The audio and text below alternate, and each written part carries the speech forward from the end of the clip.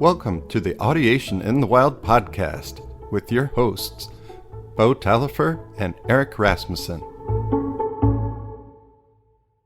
Episode 19, special guest Ron Malanga, the application of musical aptitude profile. All right, so we're here with Ron Malanga. I think I got your last name right this time. Ron, it's great to have you here. Well, thank you. It's an honor. You guys are just the best. Really good. We've had a lot of fun conversations. We'll try to keep this from going on 3 hours. We might want to split this. We might want to split this episode into a couple different things because, there's a lot. And that. What I want to talk to Ron about. What I want to talk to Ron about today, because Ron, you've been the most knowledgeable person I've encountered on the subject of the music aptitude profile. Love map. Yeah, so I thought that'd be a fun place to dive in, because I feel like I have a pretty solid grasp on learning sequences of music, but you've been steeped in this world for a lot longer than I have, and I think and your knowledge is pretty deep on this. But maybe we could start with just what is the music aptitude profile? MAP, Gordon's spectacularly underutilized little treasure of a test that, or a battery of tests, actually 7 of them in total. Yeah. That I think it kind of, Eric, correct me if I'm wrong about this, but I mean, in my estimation, it kind of gave birth to the whole thing. All of music learning theory kind of grew out of it at some level of the research you had to do. Holding something in your mind, comparing it to something else, and then deciding whether it's same or different or better or worse, without having enough time in between to play it through and learn it in your mind before you have to react to the second of a pair of items. So that's the MAP came absolutely well before he coined the term audiation. So he was trying to come up with the language to describe what's happening in MAP, and that's where audiation came from, and from what I understand. Yeah, and I think those initial impressions, that short time span between the question and its sort of comparison point, there's always on all of MAP, there's always just 2 things you're listening to and comparing, and like Eric said, there's only a tiny gap in between. I wonder if how far into the neuroscience Gordon got towards the end of his life. That there's a wonderful book out there called Sleights of Mind, which is a couple of husband and wife pair of neuroscientists out in California, and they're applying neuroscientific principles to what magicians are doing, and the way magicians use principles of the visual system against us to fool us that the coin has disappeared into the hand, or that the person's clothes have instantly changed and that kind of stuff. But they talk about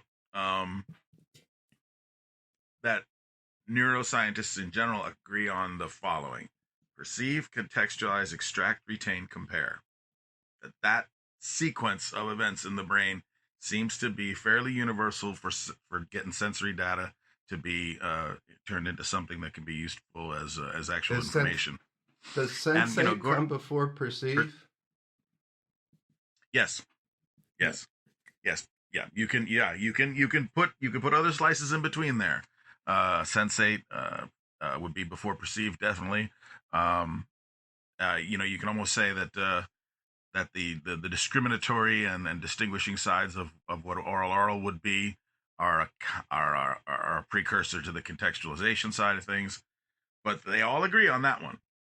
And in a way, his aptitude tests kind of force somebody to do all of those in a very short time, and you're basing now your ability to measure aptitude on kind of this unconscious, really quite rapid intuition about. That's what's led me to think, a good way of phrasing what these tests are measuring, what music aptitude even is a type of musical working memory, because it's basically what is, especially if here's one tonal pattern, here's another tonal pattern, or here's a chord, here's another chord, same or different. This is the definition of a working memory test, like how much someone can hold something in mind. And one of the reasons I like thinking about it as a working memory issue is that generally we can't do anything to train working memory, and that seems to line up with what's going on in these aptitude tests. We can give someone a bigger pattern vocabulary, and that will help their achievement level, but there doesn't seem to be any cognitive training we can do that will broaden and give you more horsepower to do the aptitude test, and that Mm-hmm. lines up with the working memory research that we have. And how high up on that type, the stages of ideation can you get up before it becomes something where uh, experience helps your improvement, or experience will improve your test? Because you can't get, you're not predictive because all the information on the tests Mm. is newly composed.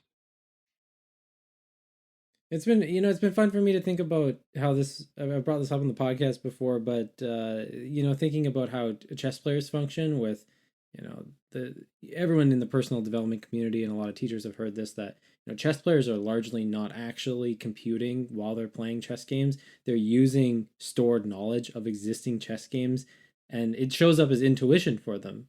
But I think the same thing happens when you have a big pattern vocabulary. Is that when you're engaging in improv, you have this kind of intuitive sense of where a melody should go, but that doesn't mean that one chess player might not have more literal IQ and be able to calculate a little bit faster than the other one. It's just that these patterns and the storehouse of memory is such a huge factor on your ability to execute the task that it can't be taken out of the equation. That's why sometimes I wonder, Ron, like with a tonal aptitude test, like maybe where you have two chords being played side by side. I think maybe it was the PMMA that I did this on, because I haven't taken the map, I don't think, but the PMMA. Is it only? I think the only one that's got the strictly chords is HIRR, harmonic improvisation And It's rhythms the the record. it's and I the took the exam in the little book, the RIRR Am I too. Musical? Maybe it was. Oh, of course, yeah, yeah. But anyways, the one I did, it plays two chords and it's asking you same or different. But when there is a difference, it might be one of the tones that's like tucked right in the middle of the voicing.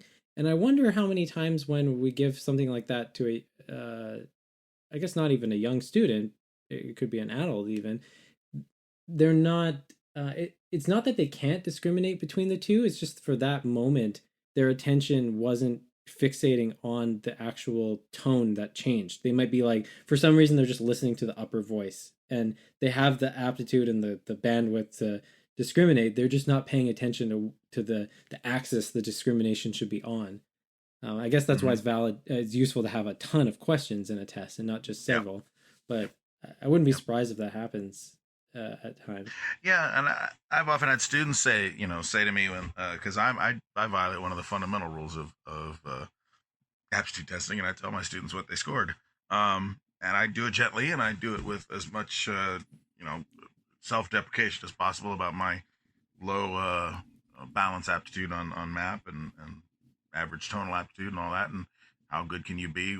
Is dependent on a lot of different factors, and this is only one of them. But then they'll come back, they'll often say, well, I wasn't paying attention on this question, or I felt like I lost attention, and for two or three questions here and there.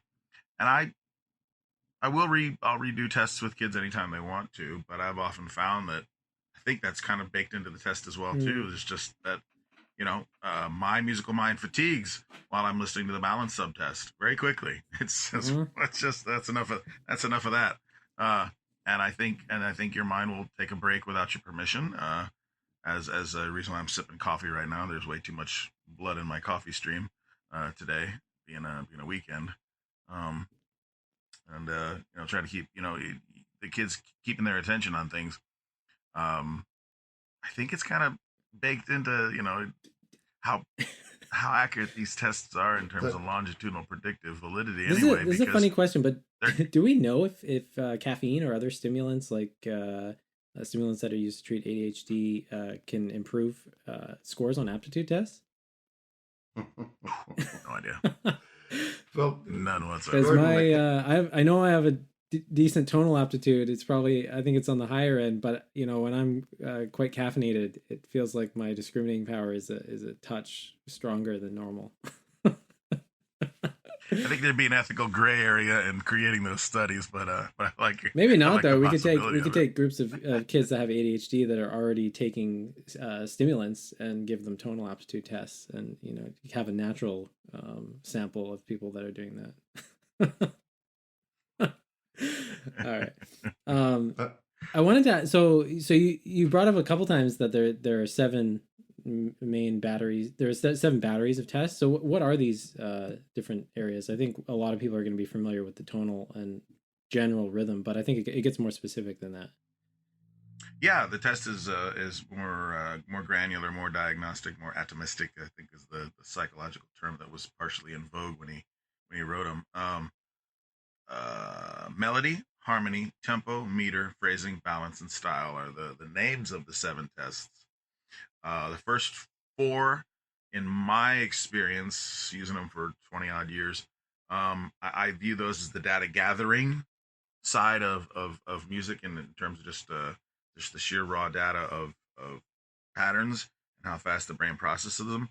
And then the back three, phrasing, balance, and style, the interpretive side of things. I think Gordon even called them the sensitivity tests, the back three, and they're such different animals that I'm thinking of a particular student. I have so many students that come to mind when I think about MAP that were the sort of cardinal student for that area because they scored sky high on all of them and incredibly low on that one, or the Mm-hmm. opposite, really low scores and one giant peak of a score, and you can sort of really get an idea of what each of these tests was measuring, and that to me is the if anything could be useful in the podcast is just what do these things truly measure, what's the care and feeding of that domain of mind, uh, even if that particular little slice doesn't look holistically like reading off of a score capably or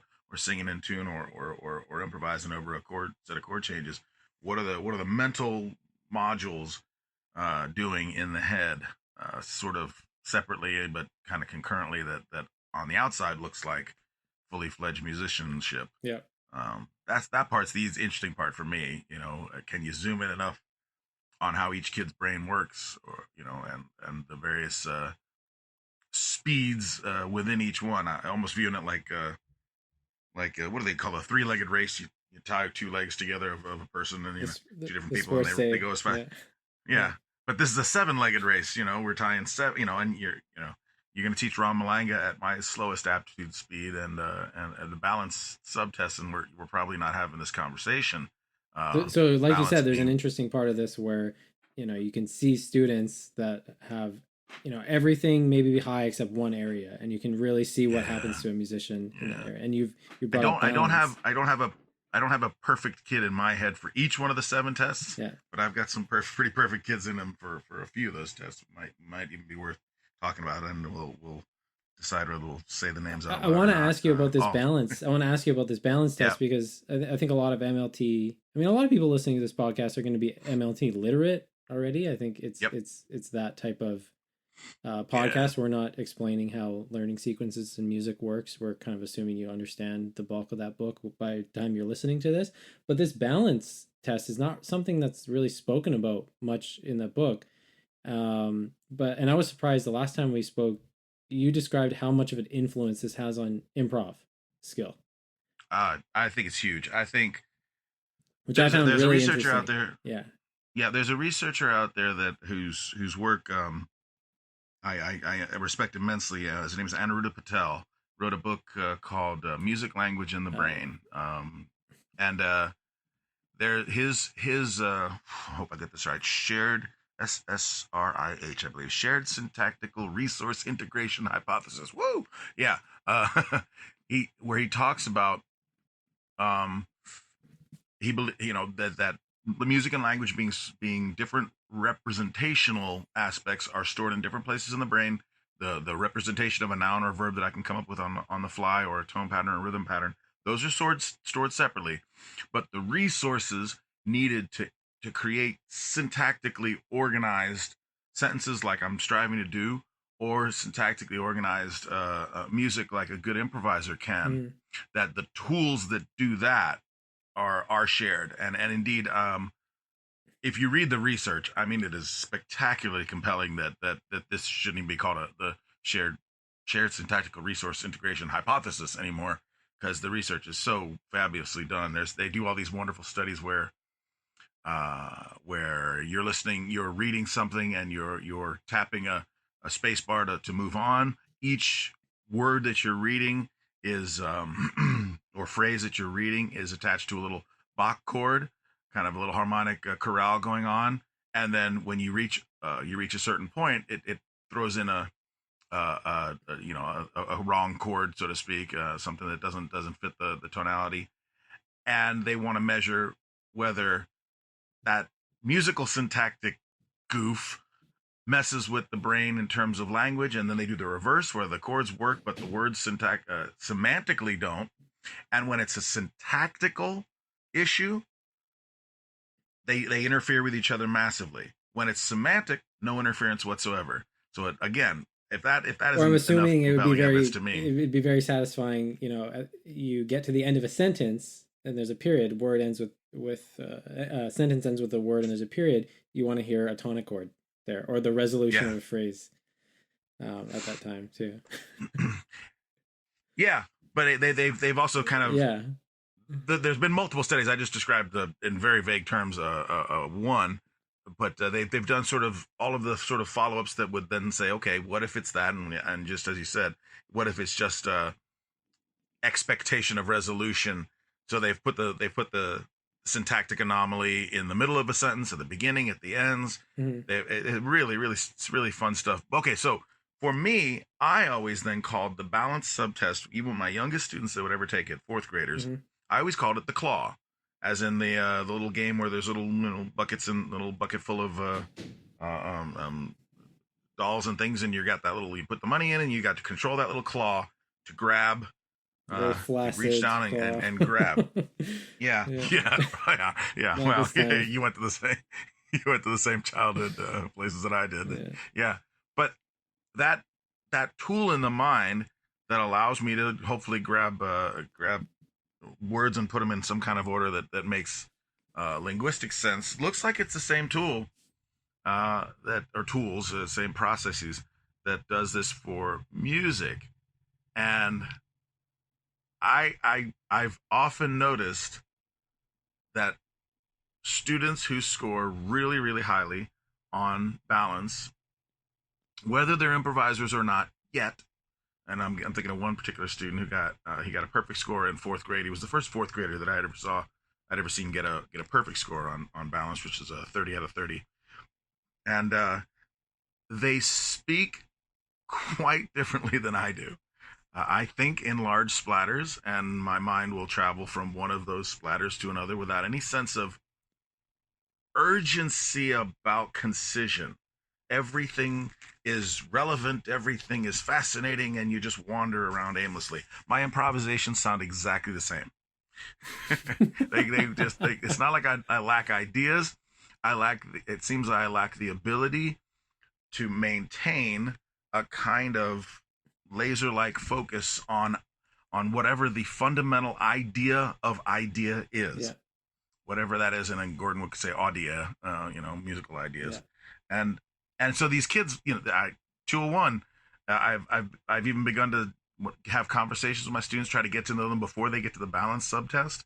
Have these long conversations, get to know my students, try to predict, just strictly based on their linguistic, the way they tend to answer questions, if they're going to have a high score on balance or not. But what's interesting about this is you don't necessarily mean on the linguistic side that their speech patterns are really precise in terms of, they're not making any fumbles in words they use or anything like that. It's just the total sum delivery of their idea is very well rounded and packaged in terms of they're just, everything is supporting this central idea that they're trying to get across. And there's this improviser I know named Bo who just demonstrated it. That was a clear, concise summation, which I struggle to do. Yeah, it's interesting. This is, and the kids will too. And I don't know if I'm onto something there or not, but regardless, the tests do also do what Gordon suggests they do, and the kids listen to a tune. It has an antecedent phrase. It has a consequent phrase. They listen to another tune, same antecedent phrase as before, new consequent. They decide which sort of B to the A works better, or I guess you could say AB to AC. Yep. Which consequent phrase balances the works better with the opening antecedent, and that intuition about structural quality, Mm-hmm. to me, that makes a great deal of sense as to why that would be a great predictor of improvisational facility. Because what are we doing when we improvise except, you know, sifting through the mountain of possibilities in our musical Well, I minds actually think that in this problem that comes up with improv is one of the reasons why just learning to improv based off of using chord scale theory is, it's not like there aren't people that get that done, but we're not actually, when we use chord scale theory and we stop there and we don't do any oral and all this other great stuff, we're not teaching people to actually formulate coherent musical statements that develop. And all, great improvisers talk about this. Gary Burton's always telling people, like, come up with a motif and mm, develop it. Like, don't just play random patterns. And I think when people say, don't just learn licks, they're railing on yeah, just like inserting nonsense ideas, because linguistically we would never just say memorize a sentence and then right mid conversation just add a baloney sentence just so it sounds good. It's an absurd way to think mm-hmm. about talking. But I guess what my wheels start turning when I hear about this, because we know that if we get students and do certain musical activities at a young enough age, we can increase their aptitude tonally and rhythmically. But then the question becomes, Yeah, what do we do to increase their aptitude of balance? What kind of exercises? And we've talked about this a little bit before, but I think we've all tried this exercise where you listen to the antecedent of a Mozart phrase and you were just blown away by what the guy came up with after, right? And yeah. even to the point where I like actually trying to compose, find the antecedent, play it a bit, try to compose your own consequence, and then just compare it with the original. And I'm assuming things like that at a young enough age done could have an impact. But yeah, I wonder if what we really can do to, because I think the beginning is to just give someone the insight that there are better options in Yeah, terms of yeah, balance, because yeah. someone who's maybe medium on the balance aptitude test might not be sensitive, but I'm sure some level of rote discrimination help or explicit help, saying like, let's listen to these two and let's see what you intuitively feel like is the better one. And not that a theoretical explanation could really help in that case by saying no, this is the actual better one, because you could argue it's subjective. But maybe with enough of these Mm-hmm. experiences, something starts happening by induction. There's like a generalizing of the concept of balance itself. That's what seems like would happen if this was um, properly designed in terms of some kind of sequence for helping someone um, be more sensitive to And balance. what I know that what can I Gordon. be Oh, go ahead, doing, Derek. Sorry. with my birth to 6-year-olds before their Yeah, aptitude is stabilized that would help bolster, their sensitivity? I would think that there's got to be some way to generate the musical equivalent of what the linguists call garden path sentences. yeah, Tunes that are so directed, so to speak, that they're really quite easy to predict how they're going to end, and then play around just with the endings, um, expected, unexpected, congruent, incongruent. Funny. I mean, you mentioned Mozart. I mean, how often do you listen to stuff and just laugh out yeah. loud? You were As saying that one of the the last time we choices. spoke, and I agree with that. Yeah, it's a yeah, I mean, I yeah. guess you could start And with a I very you know, extreme um, version of that. You could play something that's just wildly inappropriate and really help the and student discover like that is not see, and I appropriate. think I think my personal aptitude in this area is so low that I would have needed quite gross in the sense of what a better word for that, but quite incongruous endings and things like that, to be able to say, okay, what if we did this? Gordon's um, manual that comes with map mentioned. I remember because here's me knowing I had wanted to improvise. Had a father who was whole family members that are facile improvisers, Oh, and it was the one thing I just knew I couldn't do with any facility compared to my extended family. We go to the grandpa's house and everybody just start jamming. Um, and I remember getting a hold of Gordon's map manual, and one of the suggestions was to discover rhythmic varieties of rhythmic balance by reciting poetry out loud. mm-hmm. That one really caught me off guard, just because it was a quote unquote non-musical suggestion. Obviously, music as poetry has meter and structure and all that, and emphasis and rhythmic variety. But it was just one of those things like, okay, I'm gonna go do that. I just began reading poetry out loud for a year, and That's interesting. could swear I made better choices, later on musically. We just need somebody else to do it. No, But Gordon's suggestions are pretty we would kind of all come up with them as well. Besides that one, join a group that improvises. He says, sure. Learn folk, pop, rock, jazz, improvs. Listen to really multiple improvisations over the same repeated chord progressions. I found that very helpful. If I'm learning a new like jazz piece, I'll just make a playlist with like 10 different versions of it. Even if they're not following the same changes, some people get quite adventurous with the chord changes. But you can see how different improvisers handle the same animal, so to speak. Yeah, but I mean, I'm encouraged, that with all these different mental modules, including balance, we've all got some degree of potential. There's no zero. Sure. In this case, to kind of intuit structural quality at some level of whatever that antecedent consequent balance is, that it's the nature of what you're targeting in that test is to me is just quality in terms of what underpins good musical structure, and then you get what you said. You need a mountain of discrimination activities, gross to fine. And I'm assuming even with someone with be a high aptitude could potentially benefit from being taken through like a properly designed sequence of exercises here, because we know kids that have good inclination to learn math, if they're taken through a properly designed mathematics curriculum, they can be several years, if not many more years ahead of where they would be just discovering things on their own. The rote or the discrimination type of learning, where a teacher is explicitly guiding you to make discriminations and see differences and similarities, can accelerate things, even if someone's naturally gifted at something.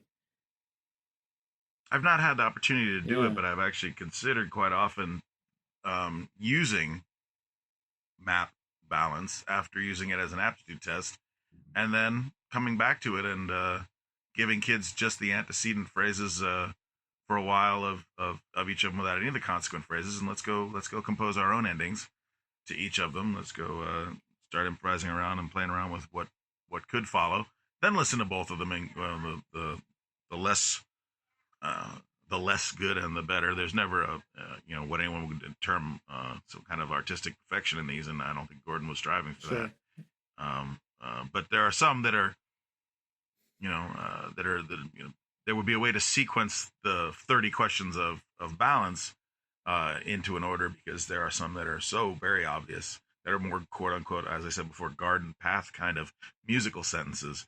And then there are ones that the antecedent is more open-ended, more ambiguous, could give rise to all sorts of possibilities that would work. And I wonder if, and I think you could do it. I wonder how much of this could be done even rhythmically, because like if you just took all tonal patterns and all pitch out of the equation and just did rhythmic patterns that have balance to them, which is probably what's happening when you're reading poetry. I wonder if that would be a way to kind of reduce some of the complexity of this, because I often find, we've used this Dizzy Gillespie quote before, Dizzy was saying things like, most people's problem is they're thinking of notes and try to put rhythms to them. I just think of rhythms and add notes to them. And I think he's describing this issue that people have where if you in the front of your mind, if you consciously try to think of individual tones, it just slows down this whole mechanism of producing proper syntax and the proper ordering of things. Because I think, and maybe the balance equation is more, it's more on the rhythmic side of the problem. Not that tonality has nothing to do with it, but the endings of things. I mean, I've even said this to students who are starting to get a little too hung up in their note choices on the guitar when we're improvising. I will do Mm-hmm. things like watch how important the correct rhythm is, or not the correct, but a correct rhythm. I can just play the Yeah. wrong note and no one even cares. It's more of an abomination uh to ruin the rhythm and the phrase and the balance than play just the wrong tone. Like, no, almost to the point where it doesn't matter as much, in my experience. I was like, yeah, that's what I start thinking when I hear about this stuff. I always think about like the Beatles too, because like there's so many Beatles songs where the phrase structure has like an extra bar on something Yeah. you would think would be like 16 or 8 bars, and it doesn't sound wrong. And if anything, if you were to extend it or take it away, the songs sound inappropriate. And I start thinking like, maybe Paul was a little bit more up there than I am on that skill set, because it's very odd. I mean, even if you listen to Yesterday, if you try to put it in a normal meter, it doesn't sound right. There's this is massive gap. I think it's in 7 if you actually count it out, but there's a massive just gap of silence if you try to. So he had this sense of balance and how to tinker with things, which is really cool. Yeah, and I mean, nothing to add to that except yeah. I mean, just yeah. You listen to some of the things. It's one of those things that you go back to those Beatles tunes and go, I never noticed it. That was a 5 bar phrase. Yeah, yeah, Yeah. yeah. That to me is just artistry. I hate to say that the conception was so strong that it generates its own structure that he's not filling molds. He's creating them through through idea. I don't know. And then of course the Dizzy Gillespie thing. I just think maybe that just speaks to his aptitude. Maybe Gillespie is so. I often find that people talk more about the lesser of their two aptitudes when they're talking about their own where their own attention is. So maybe Interesting. Gillespie's Interesting. so spectacularly tonal and maybe just an inch less rhythmic that he has to actually put his attention, his actual conscious attention, on generating rhythms I mean, that would and make more grasping. sense, because if you're if you're weak at something, that's probably where you're going to want to put your conscious attention, just like what you said. You need to manage that a bit more. The style thing is Yeah. interesting. I mean, I haven't had the privilege of running aptitude tests with my students, but I've had a lot of students where they've been with me for 4+ years now, and I get a lot of requests for songs. I try to encourage my students, just hit me with random songs. You should be listening to lots of music on your own time, making playlists. But some of these kids, over the past few years, and it's certain students where I'm just constantly floored by the song selection. They're just things that are very interesting and tasteful that you wouldn't expect, random 10-year-old kids to be listening to. And if anything, it seems to Yeah. be growing. So I'm wondering if you're starting to pick up on it's just Mm. someone's aptitude for style and their preference for, I don't know if that. or where that would fit in even. I don't know if that would fit into what Gordon's test is measuring because it's more about articulation style and appropriateness of tempo for a particular melody is what Interesting. I mean that test is to me again to take as Eric said before you got a melody, you got a second melody, you're making a comparison and the gap between the two is not nearly long enough to run through the first melody to really get it, so you're dealing with sort of initial impressions and but in the case of the style test they are the same melody going at two different speeds, two different tempi and somewhat but not exclusively, slightly different articulation styles. But in general, that test is mostly which tempo works better.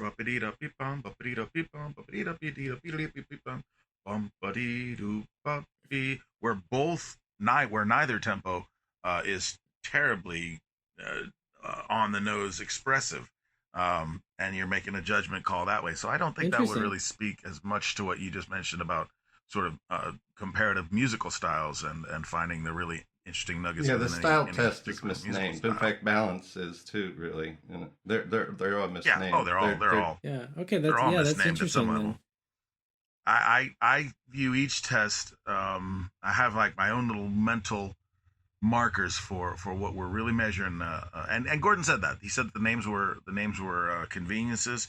He apologized for it multiple times in different books in different ways and in different times when you'd chat with him. That the publisher GIA, or I don't think it was GIA at the time. Yep. It was Harcourt Brace that did that one. But Yep. was that it? Eric Harcourt Brace. Yeah, they needed tests. They needed titles for each one, and that's this look the statistics said that they were in the general world of how tempo and articulation interacts with expression So and then, what would be the sensitivity. difference between the between the phrasing test and the style test then? Because you said there was a phrasing test as well, isn't there? But yeah. Yeah, So the so what kind of questions phrasing are on that? Yeah. the phrasing test, same again. The two melodies are the same, but they're being phrased. Sorry to be redundant here, but they're being phrased differently. So you're talking about changes of sonority. There are some. It's both played on a violin and a cello as a little duo, and there's times when the cello are just scraping away with a horrible sound. You're talking about differences in sonority and differences in rubato, Okay. differences in intonation and dynamics, taken to various extremes. So I mean, to me, this is again put maybe slightly more simply. The test for me is trying to grasp how someone's musical mind grasps the various qualities that underpin beautiful phrasing. Hmm. And this one that I mean, I took that test and that one is so ridiculously easy for Yep. me. It's kind of fun to know my own aptitudes in this way, my personal music aptitude profile quite intimately, because I was always a quite good conductor, and in front of an ensemble dealing with aspects of sonority, rubato, intonation, phrasing, dynamics. Those things just they're just they're so obvious to me that I probably would be a very weak teacher in this way. I'll be the one that's, the band director that I've been in the past that's constantly screaming at my students, "Why don't you just do it?" Yeah. Yeah. I suspect I made whatever aspect of large, I want to say intuitive, but really it's inferential leaps into that by my listening world growing up of hearing my father play on organ and listening to the music we A- listened to around And the you mentioned you had house. lots of siblings as well, right? Yeah. Yeah, because I wonder We're if one way that this naturally starts to develop is, um, you can even see this if you watch YouTube videos. Watch someone listen to the same piece played by a novice student versus like a world class performer, and you can start to see the differences. And part of the problem with this is just working memory issues. Is if you listen to a 5 minute piano piece by the world class performer and then take a break and then listen to the novice play it, and there's it's not wrong, but there's some weird phrasing stuff going on. It's not like you can store in memory both of them and have them side by side. And I think you can get around this a little bit if mm-hmm. you've repetitively listened to one of them enough, where when you're exposed to the other one, you have Mm-hmm. a bit of a memory of the first one kind of helping you to do that. But that's something I've done with students where if they will both play things by rote, and just I will change the phrasing and ask them to copy the different types of articulation and phrasing that I'll use. But or if they make a mistake playing something, I will play it back for them the way that they played it. And then I will play it back the way that I'm, trying to get them towards. And it seems to have helped the execution of that individual thing. But I don't know if that's growing their aptitude, beyond a certain age, those types of exercises. But it seems to Yeah. help. You should. Yeah. Yeah, I mean, anytime you can get multiple interpretations of the same music or the opportunity to kind of analyze and discuss the choices, the interpretive choices you hear people make, or that you're making yourself or your students are Yeah. making. I think that's all. To me that seems to be that's the discrimination level of this type of learning. It's funny because I'm reminded of a student. His name's Arshik Kaviani. He's a wunderkind pianist. Has played with orchestras around the world. And I found him a teacher in Dubai, knowing full well that Dubai was a bit of a cultural desert, and finding a really high level piano teacher for a young genius was going to be a tricky thing. And I remember telling Arsha, I said you're going to exhaust this teacher at some point. Not exhaust emotionally or anything. He's a lovely boy. I mean, they'll be at some point, knowing this kid was an absolute genius, where they don't have much more to give you. And he asked me, he said, how will I know when that happens? I suspect it'll be a set of musical choices. She'll ask you to play something a certain way. You'll know that it ought to go this other way. Your phrasing will be a better choice. I said, play it her way. And then see if 2 weeks, 3 weeks down the line, she doesn't come to the idea of playing it a certain other way, which was your original in the first place, that she didn't notice. Yeah. That she didn't have the aptitude to pick up on what you were doing initially and make its comparisons. And I remember him coming to me and saying, "It happened, sir. She told me to play it one way, and then I played it her way for a couple of weeks, and then a couple of weeks later, she said, "Oh no, more like this," and that was his original interpretation. And that's when he decided it was time to move on to another teacher. That's what's interesting about all of these different types of aptitude is just the central way to kind of play with this stuff in lessons and in helping in guiding someone is to do these things of like, is this the same, is this different? You can do that with tonality and rhythm, but also people just find it funny. Like if you play a melody too fast, kids actually find it funny. Like when you're playing music with them, like happy birthday shouldn't be played that fast, sounds ridiculous, but they love doing it, and that's just a sign that they're on to the concept. Yeah, and again, take it to the sign of the neuroscience thing. You're giving them a chance to perceive, contextualize, extract, retain, and compare. You're feeding their mind the way the brain seems to really want to work, and it's no surprise that you get these learning experiences that are you can be filled with laughter, like Eric's classroom. Play it the wrong way, sir. Yeah. The example I know that I had on my blog for a long time was Glenn Gould, his two versions of the one the Goldberg, Goldberg. Yeah, there's the version he did in like the 50s and the version in the early 80s. And I forget. I honestly forget which one is which in terms of the ones I listen to. But when I put on the one that he goes, be better, I turn it off. I know the one I you're talking can't handle about. that aria. I can't handle that aria at that speed. It's just like no.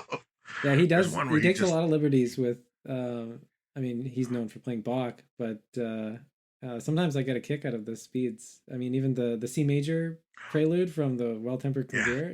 The articulation, the phrasing on that it reminds me of like Jim Carrey was playing it. Yeah. Oh yeah.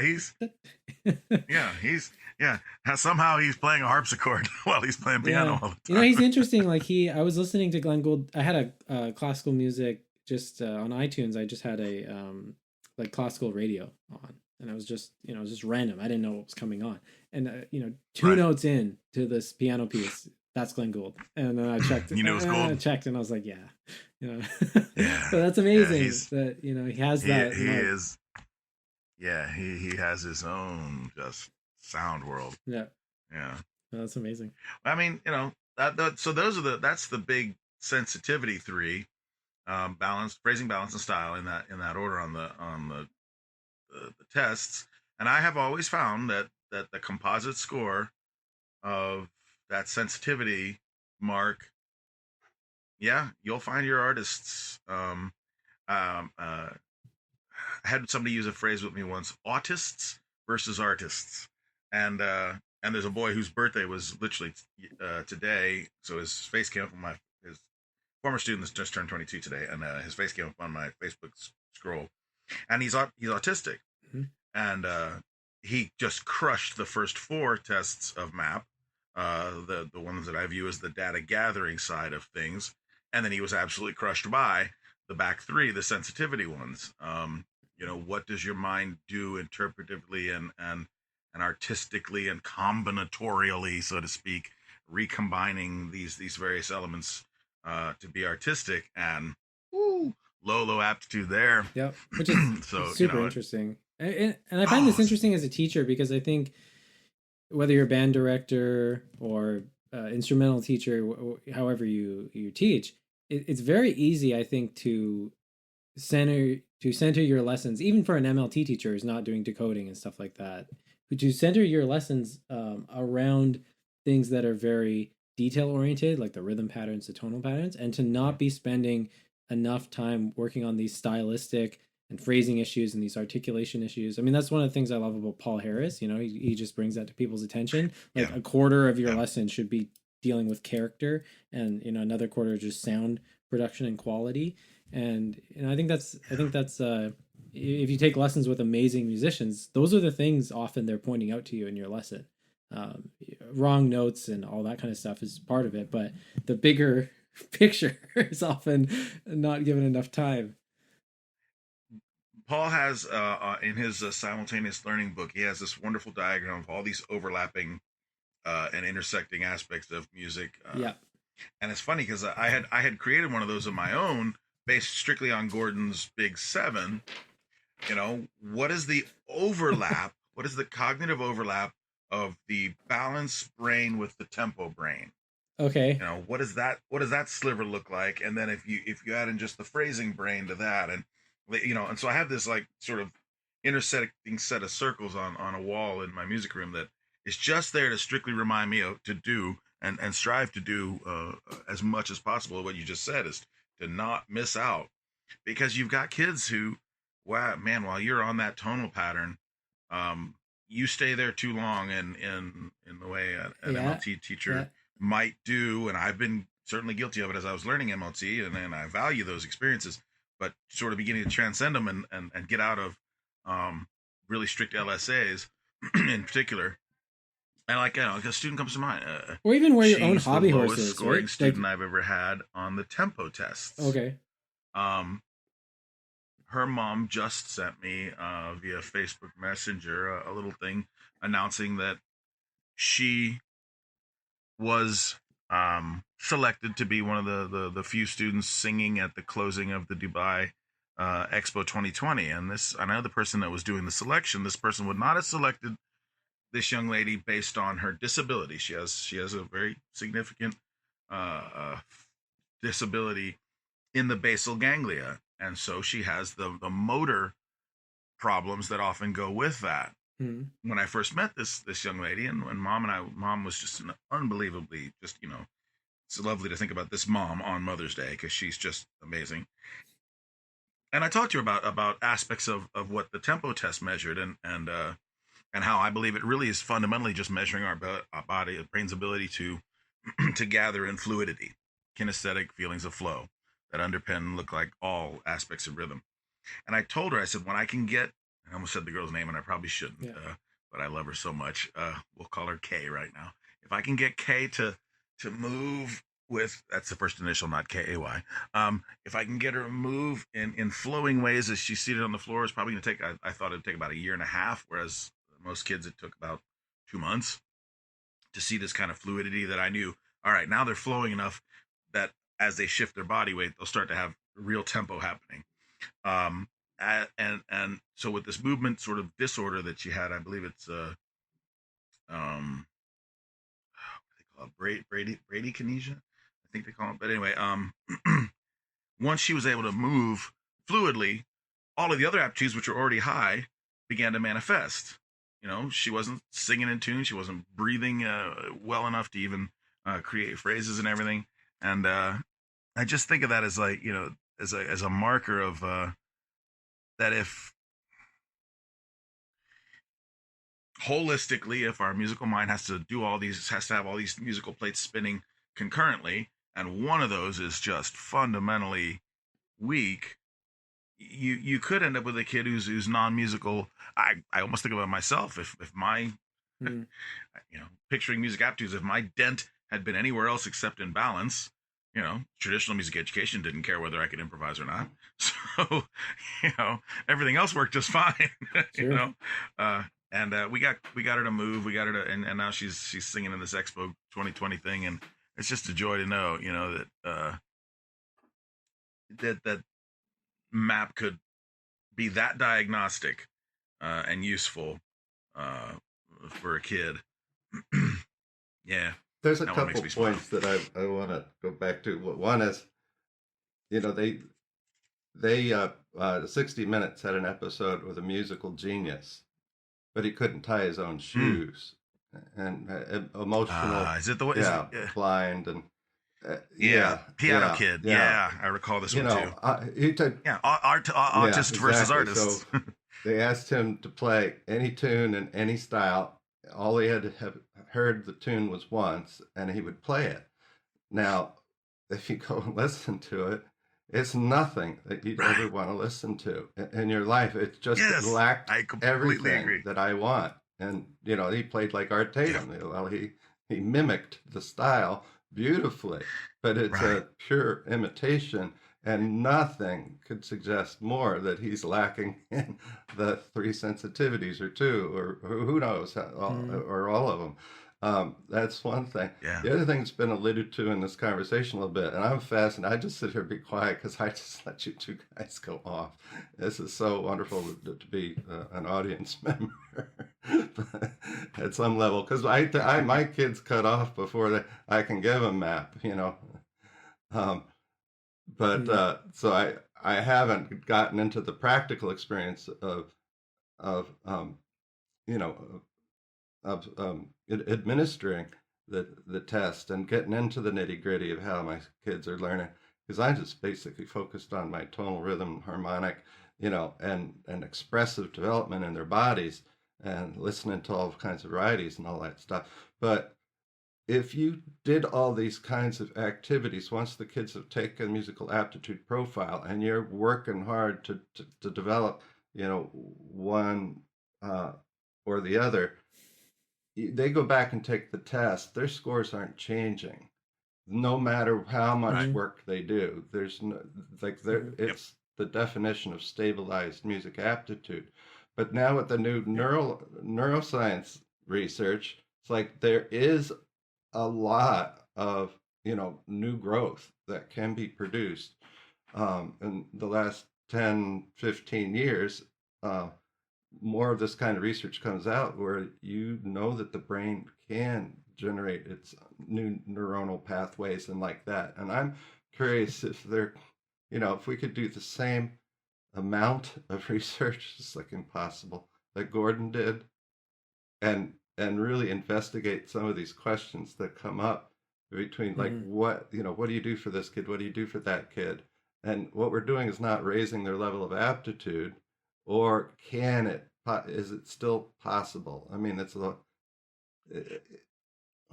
My 2 cents on stabilized aptitude is if neuroplasticity, especially the more recent stuff that's come out, is true and it all looks robust, then there's no way it doesn't affect music as well. But if after the myelination of the corpus callosum, if that's the if that's the beginning of the end, so to speak, in terms of raising aptitude substantially back to whatever birth levels might have been, I know that I my map scores did increase at Horizon School from year 4 to year 5 to year 6. That's the British terms for third grade, fourth grade, fifth grade. Yes, I would give my kids map at the end of third grade because most of them were 9.5 years old anyway. Are they But supposed to be but 10? if you Are they ignore supposed to be that, 10? nine. Okay. Oh. Nine was Gordon's starting point. Same thing. You know, it's pre-adolescence that it looks like the stabilization of the aptitudes occurs when the corpus callosum gets finished being wired and frontal lobes come online fully. And they but I bathed my kids in the kinds of kind of things that I suspect you do too as well, Eric. In those days at Horizon School, I had an administrator who was just such an absolute gift to humanity. I'll say her name. Her name is Marion Sinclair, and she trusted me enough that she let me do my thing, which didn't match anybody's extant curricula out there. Even though I was teaching in an ostensibly British school, I certainly wasn't doing the British key stages at that point. and the kids, I mean, the kids benefited because I was just drenching them in discrimination learning and inference learning all class long, and the aptitudes rose. And then later, when a different administrator with a different perspective on how music should go and a bit more of a helicopter human came along, I taught more traditionally, and the aptitudes didn't after then. I think there's room for tweaking. Mhm. And I suspect if there's room for tweaking, and I'm strictly talking now about melody and meter now. Those two biggies that I always give to every student. Could not tell you if the aptitudes rose at that in that same sort of what I think it was the most robust MLT I've ever delivered. I could not tell you if the phrasing, balance, and style Mhm. aptitudes rose. Mhm. Um, but yeah, but tempo, tempo. I should say one thing about tempo, just so you know. I mean, the test itself, same melody twice. The ending may or may not speed up or slow down, Mhm. and does the kid grasp that difference? Um, in a conversation with Gordon, I remember asking him if my intuition that he probably is measuring the underpinnings of the kinesthetic feelings of flowing and shifting body weight that underpin all rhythmic learning, if that's what he thought that was measuring. And he says he believes that's probably correct. And then for me, the student that I mentioned named Kay really solidified that, a student who physically couldn't move, Mhm. at all, that if the mechanism is shared, if the basal ganglia is controlling movement both physically on the outside and later on internally as a representation in the mind, if the mechanism is shared, then it's no surprise that the the the hindrance affected both domains. She was musically hindered and kinesthetically hindered at the same time. Whereas other kids It's who interesting. might not have her issues, uh the musicianship might not be there, but the same thing happened, but at a faster pace. Mhm. They develop the kinesthesia. Suddenly, they've got the underpinnings of rhythm. Now, pattern development works, and they start to Yep. become more and more musical.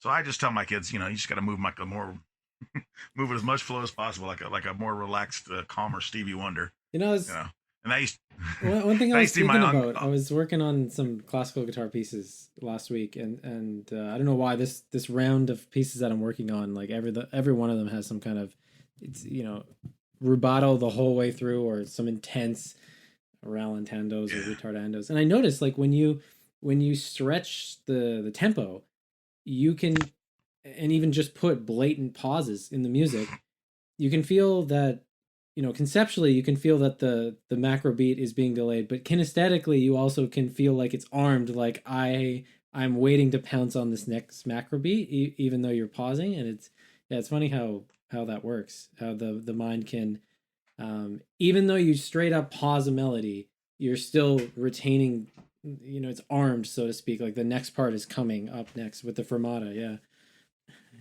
Yeah. I forget who it was that told me that fermatas don't mean hold; they mean time without beat. Yeah. They're infinity. And if you think about the unwinding, the rhythmic unpacking and unwinding of every classical sonata, and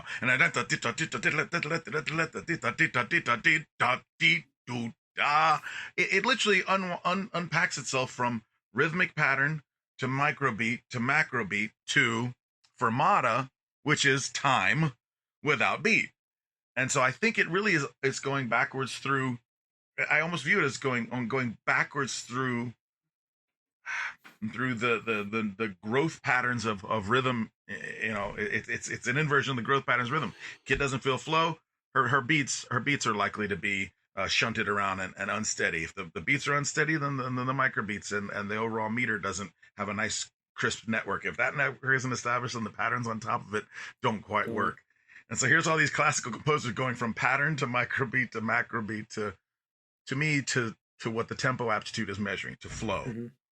to time without So beat. I agree with you. You can have whole pauses where the music stopped. There's it doesn't surprise me and that yet that's possible. It's just funny because I hadn't really thought about that till recently, like how rubato playing, or playing, like putting a fermata in, actually how that's audiated. And it's amazing that the brain can stretch things that much and still not lose its grasp of where the micro beat and macro beats are, even though what you're externally playing, like to a listener, sounds like this massive gap in time or elongation, and Yeah. but the brain's still Yeah. audiating the microbeats and macrobeats, even though they've been skewed heavily. And then, of course, if there is a wonderful like pregnant pause rest somewhere, and all the audience members that don't audiate, they just start clapping away in that empty space. Oh yeah, yeah. It looks the research on that one that I think is really interesting is that it's somewhere between 200 microseconds and 1.5. No, not 1.5. 1.2. I remember the two as well. 1.2 seconds. That's the length of time. I have no idea how to snap at 200 microseconds. Micro. What that would be? 10 microseconds. Okay. What's that? So what's that? One every 10 every. Am I doing the math right? 5 every second, right? Yeah, 5 every second. Is looks like there's the outer thresholds for anything that we can feel as tempo. Yeah. And so it's like, okay, so 1 point. What's that? I know somebody. What's the guy? Kid Adam Neely that does some wonderful stuff online. I know he's done one that they're trying to figure out what the bottom level of it still feels like tempo is. And I think it was like 30 beats. Yeah. I I always don't know. have students. But I always have it's, students with their electric pianos, and they're playing around with the drum machines on them, and they'll crank the tempo down to like 20, and I'll just pause there. I'm like, does that sound like something to you anymore? Can you now kinesthetically connect that? Yeah. And 1.2 second beats, whatever that ends up being. So This is a funny. I wanted to touch on something we were talking about before. We're talking about the relationship. You brought up this book, language. Was it language? Music, language, and the brain. Patel's book is Music, Language, and the Brain. Okay, so fabulous, just neuroscience compilation. Not easy reading, but really fascinating. You're going nice with learning sequences. Well, it's definitely is context for the context of learning sequence. I think sometimes it gives you a general. I would agree with that. A general brain. It's fascinating book. It's one I still can't get through. I still have to put it down and think about it for a month. I'm excited because I haven't read it yet, but I love these books that you gotta work for. I don't yet love it for the tonal side of things because, in my opinion, he's getting one fundamental thing wrong. He's taking scales as the starting point and intervals as the starting point for all of the ways he deals with the higher aspects of melodic cognition and harmonic cognition. So, and it's interesting because I find in a lot of places the book contradicts itself. Not that he's trying to make a particular case in any way. This really is kind of the book is largely just a neuroscience compilation, sort of the state of the art of what we've done in fMRIs and those kind of things. And sorry, I heard something drop in the other room. But he's once you start down the path of scales are the underpinning of tonal thought, then I think you get some things wrong, and no matter how sophisticated your measurements are, you're going to get skewed results, kind of thing. Yeah. There's a couple things that came up with the Oh wait, one sec. I want to finish this thought because I didn't actually deliver the punchline. Sure. The punchline here is I was So I was reading some research on, the cognitive effects of taking like pretty high dose fish oil supplements like DHA and EPA, and I think there was a meta-analysis that I was looking at that showed didn't actually increase motor movement efficiency, but linguistic ability was boosted by like 25-ish% for most people taking, I think it was 1.8 grams of fish oil a day, or DHA and EPA. And I guess I'm going to wait one sec. I'm not sure if Ron froze here. I hear you just fine. It's okay. We can fish oil and linguistic. So my thought here though with this is that if some of these musical processes, especially like improv related processes, are so dependent on the parts of the brain that carry out linguistic processing, I'm wondering if this would also have a pretty substantial impact on someone's musical ability in terms of their audiation, because I I would have a hard time believing that if it affects the linguistic cognition that much, it wouldn't have some impact on musical cognition as well. But that I haven't heard anything about that. I mean, I'm taking it, so let's see what happens. Yeah, again, I'm fully bought into the Patel's thing called the shared syntactic integration resource hypothesis. I don't know if I said it right that time. The one that, where it's like, okay, whatever the tools are, the mechanisms are that allow one to create, put words and phrases into meaningful orders, and this sequence of utterances that I'm doing now, if it's sensible, then my syntactic tools are working well, and then you create a sensible set of utterances musically, and if they work well, that same syntactic tool is at work, even though it's dealing with different contents in terms of harmonic, melodic, and rhythmic patterns. If your fish oils are greasing those gears, I mean, maybe they help you myelinate better things better, right? Yeah, I mean, if they're I'm saying if it's greasing the syntactical gears, you should see a similar difference in both. If it's greasing the shared resource also kind of makes sense for the possible evolutionary explanation to why we can audiate, because the musical audiation doesn't seem like it would serve much of a purpose, but if it's a byproduct of our linguistic processing, it just kind of, I mean, at least at face value. For me, there's a German study that turns that one upside down. That's fascinating, and I'm gonna get this all wrong, but it's actually one that Gordon put into one of his monographs, and I have the monograph somewhere, so Eric probably has them on a shelf somewhere. And if evolutionarily syntactical organization preceded the specificity of semantic organization, if we could create utterances that were meaningful without necessarily needing to say fork, knife, kangaroo. And that seems to make perfect sense, because my cats can groan in a way that I know what they're trying to say to me, but they can't say, I really do prefer the diet food over this swill you're feeding me now. You follow what I'm saying? Then it looks like the researcher Diana Deutsch's fascinating stuff, where she did, what did she call that researcher, or what did I learn it as?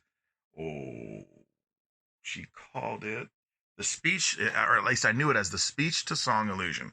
And I can find this for you in my computer. So you're saying right essentially now. We learn to deliver full ideas before individual words. Mother Nature gave us the ability to process syntactically organized utterances, and then grafted the specificity of semantics on top of that already functioning system. In other words, music preceded language. Yeah. That language is a form of music, not music being a form of language. I believe Molly Gebrian, she's a viola professor in the States. She also has a neuroscience background as well. She has an article on her, I believe it's on her website, about this similar topic: music preceding, musical processing preceding. Do you want to hear? Do you want to hear a version of it? Now, again, I'm going to apologize in advance. The tone quality is going to be atrocious, because it's a recording of a recording of a recording of Gordon being recorded on a telephone. But I took a bit of, I did one of Diana Deutsch's bits of research on this, and I took one of her ideas from her research, and then just did a little example of my own in a presentation I had, and I have it on my desktop. This is just Ed Gordon speaking, and then I loop a bit of it. You want to hear this thing? Oh, definitely. And okay, maybe I don't want to say any more about it and just listen. One of the things we learned very early on is you must establish context if you want what you're teaching to be long-lasting. Yes, you must establish context. You must establish context. You must establish context. You must establish context. You must establish Sing along now. Context. You must establish context. You must establish context. You must establish context. You must establish context. You must establish context. Okay. Did you hear the music emerge? Yeah. Could you hear it kind of turn into a tune? Yeah. All right. Now, if I play it again from the beginning in that phrase, you'll hear him burst into song that was there all along. Here we go. Very early on, you must establish context if you want what you're teaching to be long-lasting. That wasn't from the very beginning. Here's the beginning. One of the things we learned very early early on is you must establish context if you want what you're teaching to be long lasting. All right, so Yeah, let me plug myself back in. I mean, this is actually kind of related to what I think a lot of teachers find, that when first introducing a song to students that has words in it, a lot of them will execute the rhythm patterns more accurately if they sing the words. Which I found with students playing melodies by rote, and There, to me, the fact that the music was there in his voice in the first place and we can't hear it, to me, is the evolutionary advantage of semantics over syntax. Then Mother Nature gave us two systems, but only one. She didn't change our listening system as she evolved what we were listening to, and so you can't hear them both at the same time.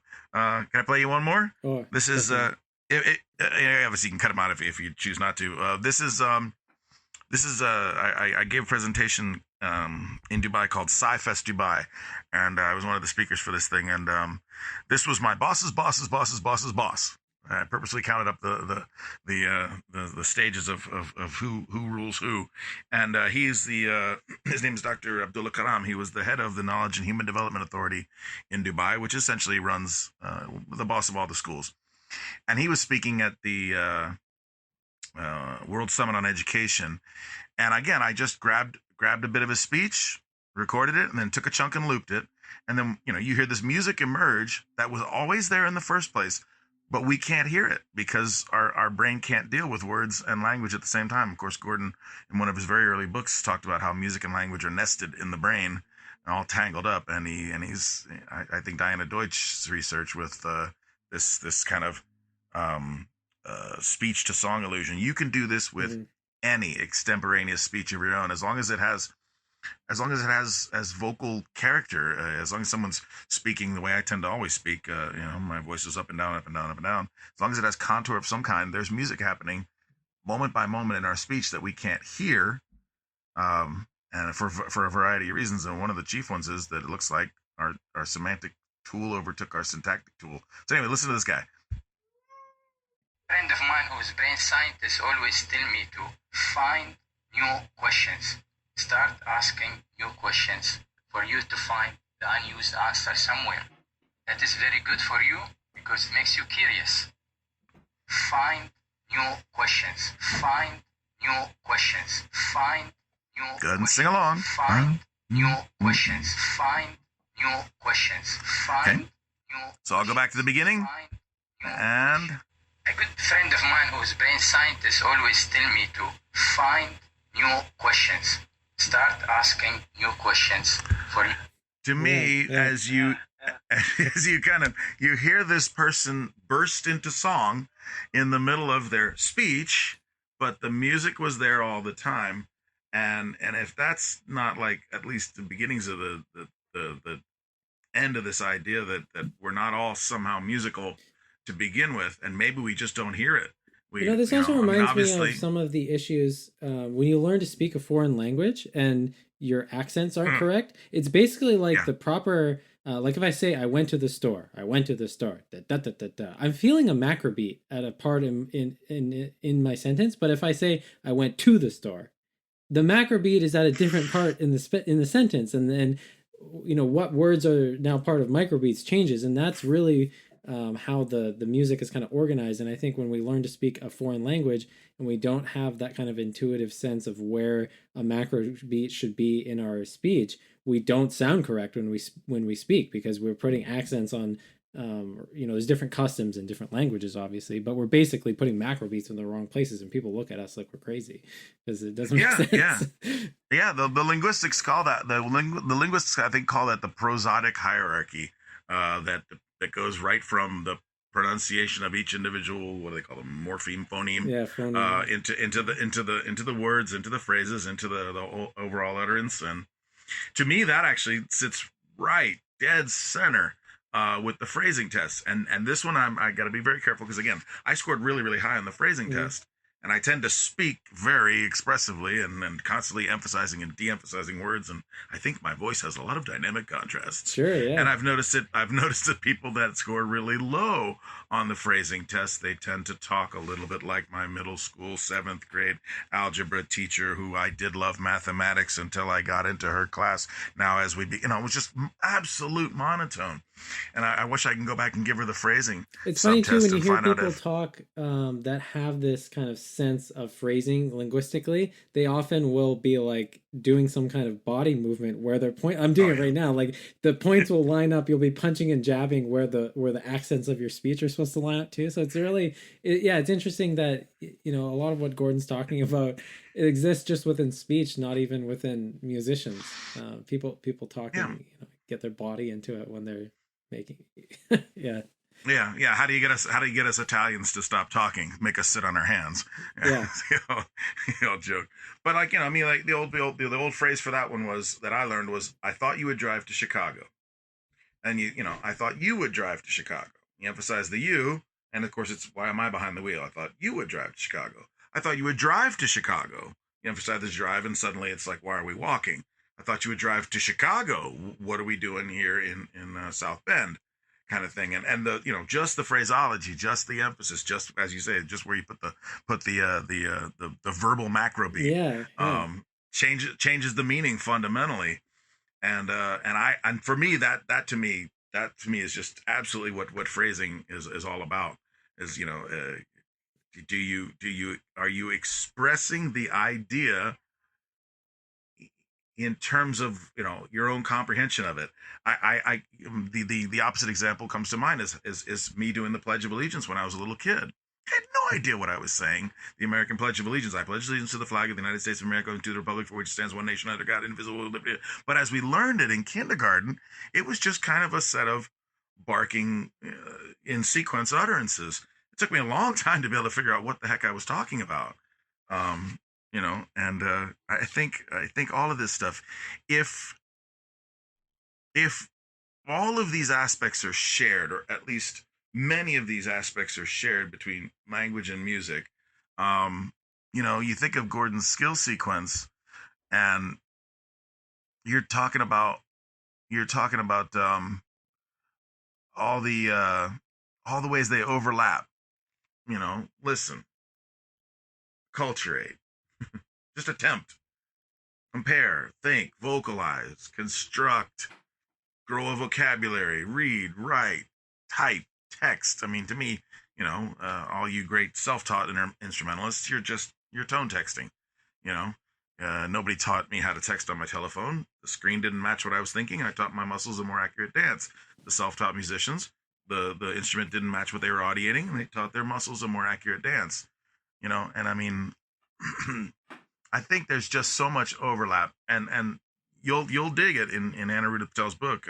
Even if you only end up reading, I went to the summaries first, the end of chapter summaries, just to because my motivation for getting this book was to really see what intuitions I've had over the years might be starting to be getting borne out by neuroscience, about just am I imagining it, or am I actually seeing that kids with a high aptitude for balance seem to talk really concisely.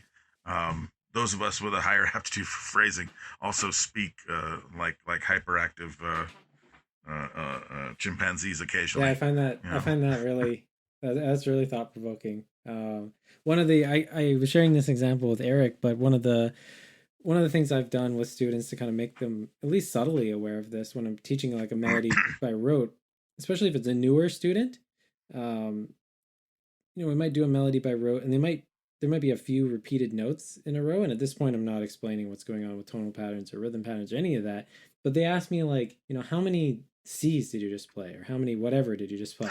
I'm like, this is it's the wrong question to ask, but we have to learn why that's not the right question to ask. And so I'll ask them to tell me, what did you do this morning? Just in one sentence, what did you do this morning? And then you ask them how many letter T's were in that sentence.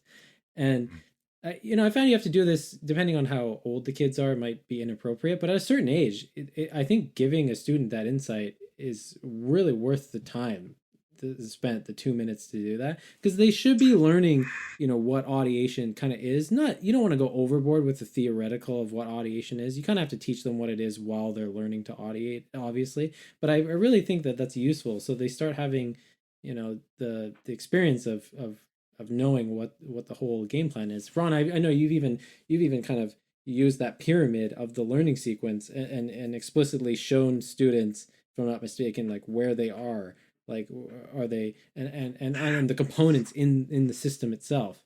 And Eric was asking me recently, do I often explain this stuff to students? And I agree with you completely. I think it is useful for them to get at least some grasp of the sort of psychological underpinnings, and at the very least, I've often found it helps me with students who might be musically reticent with me, especially in classroom environments where they're also influenced by what their classmates are doing and not doing, and their own feeling about risk taking and all that, and the sort of public nature of this art form. But I've often found that it helps oftentimes with reticent students, for me to give them at least some insight into that kind of thing. And for me, it often is with the somewhat drill oriented side of some aspects of the LSAs. I still do tonal pattern work in my classroom every day, at least somewhat similar to traditional LSAs. And I'll remind them that I'm trying to give you the musically meaningful tone patterns that are flexible enough that they kind of give rise to all sorts of other ones. I think the first one in one of the JRs is a do so mi bum bum bum, and I'll tell them, so what would do so and mi be, and I purposely call it and instead of the fa, and see if they understand how one is just an elaboration of the other. It's kind of a reverse of what the melody subtest does in MAP, and if for me, your example of like the letter T's, the one I would always use is just say a sentence and how many times did you use the word the in that sentence. This is the most common word in the English language, and we feel like mentally we haven't said it all day, and it's because it has no real fundamental meaning, and it's the musical version of a passing tone in a lot of ways, and or the linguistic version of a passing tone, and I want the kids to understand that's why we're doing these sort of arpeggiated patterns that, on their own can sound a little bit like music's been boiled too long, and so it certainly, I think, is helpful for them to get some grasp of the why of some of these things, especially because some of the kids come to your room and they've already learned one way and they already trust that one way of learning, and they look up and you're doing it differently. Is this the monograph you were talking about? Does it have a German study in it? Yep. Eckhart. Yeah, so I'll put this in the show notes. It's Music, the Brain, and Learning. It's the Gimmel monograph. Can you hold it up again? Yeah, that's the one. I forget. I instinct would tell me it's the second study, the Grun one. That's the one that's more about sort of the mental representation and changing cortical activation patterns through learning. Yes. So I'll put that in the show notes. That's and then the other thing, while I'm listening to all this wonderful dialogue, I'm going back to practical, and like the thing last year that I just played incessantly, maybe a couple hundred times through the year, was a tune by Snarky Puppy, and I just loved it. And what I loved about it is the kid's reaction. And in the middle, after this drum solo, it goes into, no time. And the lady just keeps singing, and we stop shaking our eggs to a beat or anything. We're just shaking it like rattlesnakes, occasionally embellishing the no beat that's going on, right?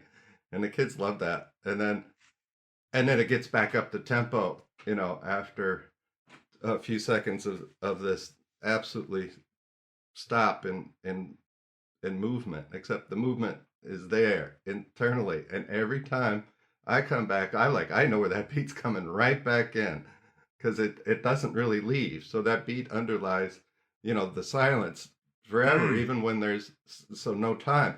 And then the one I caught up to, the one I started playing ridiculous is this tune, A Taste of Honey. Herb Alpert and the Tijuana Brass. And what's great about it is that it goes into no time again for just 4 or 5 seconds and comes back in. And it does that 3 times. It just like falls off a cliff, parachuting, and then right back in, and the kids just freak out over it. So I just love and it. it's like, so they get to experience this beat, no beat, beat again, and they feel it. And like, I don't even need to teach this is the beat. I've never taught this is the beat, but I do teach, hey, what happened to the beat? Like, oh God, oh no. I say, oh no, these 2-year-olds, and they get down on the ground, and we like rattle our eggs, rolling them around. So this is the practicality of this, like where my brain goes, like, why do I like doing this so much? These couple tunes, and why do the kids love it so much? I'm learning from them what they like, and it's Yeah, and you think that you found like little cardinal tunes for honing in on their tempo aptitude, and then giving them experiences that that's for me is like where I wonder where this could go if someone if the research keeps coming out and keeps reinforcing Dr. Gordon's work, and the neuroscience will take over, and so we'll learn those people's names for a while, and then later Gordon's name will come back into the picture, as things are wont to do historically.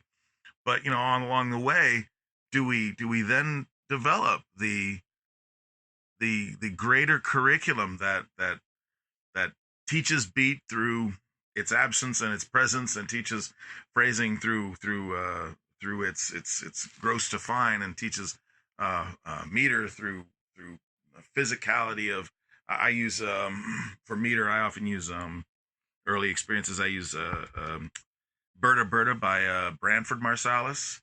Great slave song, and physically hearing the sledgehammers go, and it's just a really just absolute rock solid metric structure. But of course, it starts and ends with a non-metered kind of sounds of them coming in and out of the sort of sonic scape as they're sort of wandering, and then they find the giant nails. Yeah, stuff like that. It's just, I don't know. It fascinates me too, Dr. Rizraz.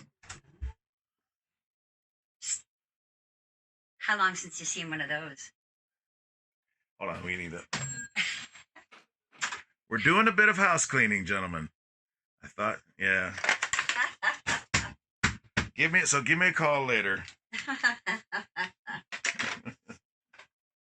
I start every class with a variation of the rote song procedure that I learned from Dr. Beth Bolton at Temple. Although I don't know if it's exclusively hers, I know it was her sort of germ of an idea to try to fold in acculturation activities and learning sequence activities, because the practicalities of classrooms don't necessarily line up with the idealized scenarios of learning sequence.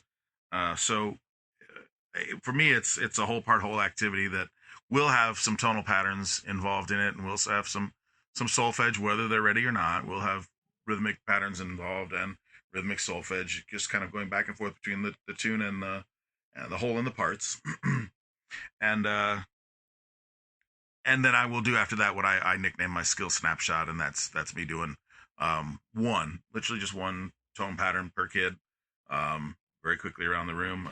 Their job is to is strictly oral or verbal association, with one wrinkle, and that is I don't tell them I'm doing this, but it's become obvious. It becomes obvious over time who gets what. But I have the low aptitude kids sing me the pattern, whatever it happens to be. I have the upper aptitude kids sing me the middle aptitude kids sing me the pattern plus the resting tone afterwards. I have the high aptitude kids sing me the resting tone, then the pattern. So I'm really gauging what they can do on the quality of that resting tone. How pristine, how pinpoint is it? Because I know that if the pattern messes with the resting tone, then there's something going on contextually that isn't quite working. and quite often I'll find that the kids will sing the pattern wrong and the resting tone right, and I, and then another kid will catch it, but so and so did the pattern wrong, and I'm like, watch this, she can do it right now, and they always will, because I'm absolutely certain the mind is reintegrating what it hears when you know the resting tone, so yeah, it's just a slight alteration of the rote song procedure, and then I build LSAs out of that. Yeah. And then for me, I mean, the hardest thing I'm doing right now, I'm getting middle school kids to move. It's just brand new school. It's just shocking how that's where my area of difficulty's been. Like, well, yeah, it's all, to me. It all it all flows out of map for me. My whole understanding of Gordon's work. I owned the map test before I owned any of his big books. The only other book I had of Gordon's at that point was the first one I ever bought of his, called Rhythm Contrasting the Implications of Audiation and Notation, a really delightful book that I adore. And it was like, it's like, okay, how can we, if this is how the mind works, and I kind of presumed the guy wasn't selling snake oil, because I really, really got into that rhythm book, so I trusted the tonal stuff as well. If this is how the mind works, then how do we go work more brains this way? Is the question I find I'm asking myself all the time. Yeah. We didn't hit meter, we didn't hit melody or harmony, but of the big 7 tests, but they're all fascinating.